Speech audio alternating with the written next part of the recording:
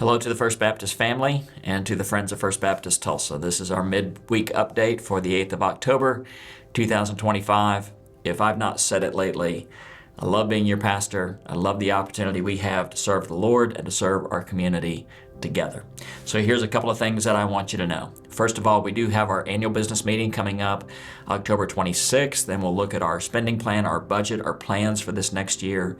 One thing I'll say in advance of that meeting is our missions goal for this fall is $344,000.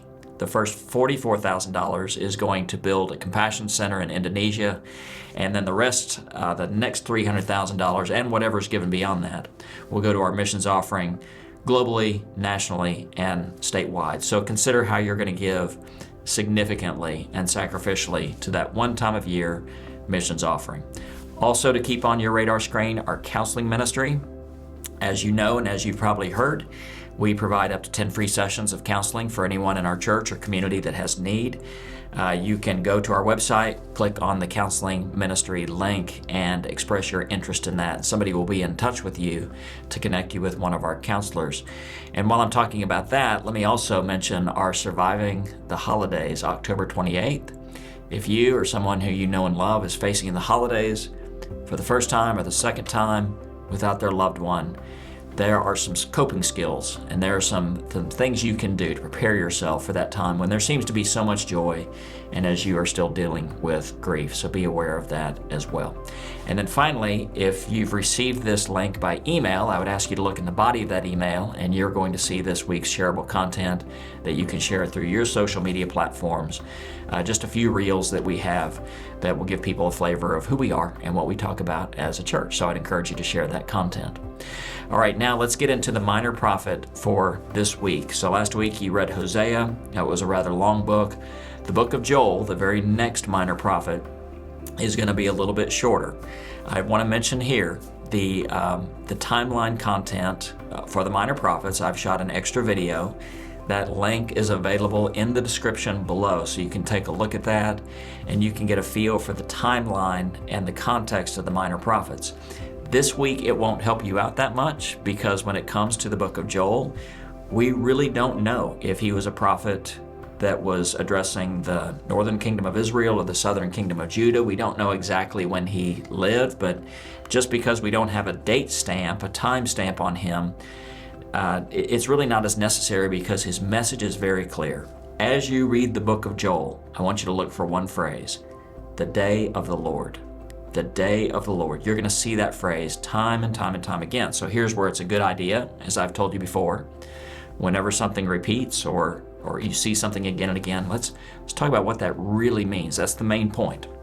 So the day of the Lord, in its simplest terms, is the day that God intervenes in history. Now that can be applied in a couple of ways. First of all, and this is how Joel means it directly, God's people, you're doing all these things, you're living in disobedience, there's going to come a day of the Lord. In other words, there's going to come a day of consequence for what you are doing.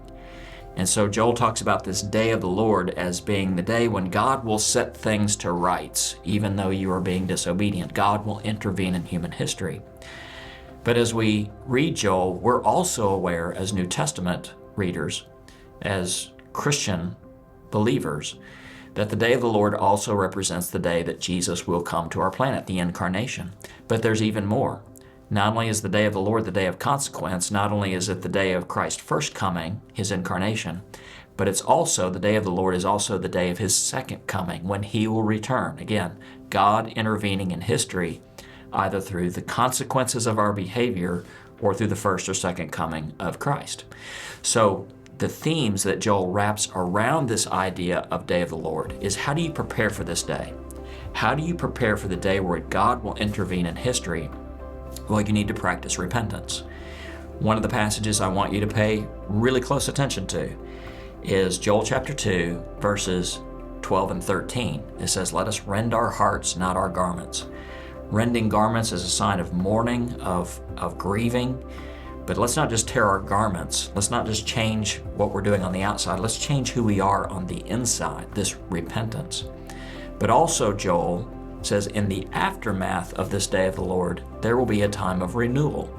I also want you to pay attention to Joel chapter 2, verses 28 through 32, where Joel there talks about, in those last days, God says, I will pour out my Spirit on all people. Now, we see that quoted in the New Testament in Acts chapter 2 at the day of Pentecost. They quote the book of Joel because now that Christ has intervened, God has intervened in history through Jesus Christ, now that renewal begins as God pours out His Spirit on all people.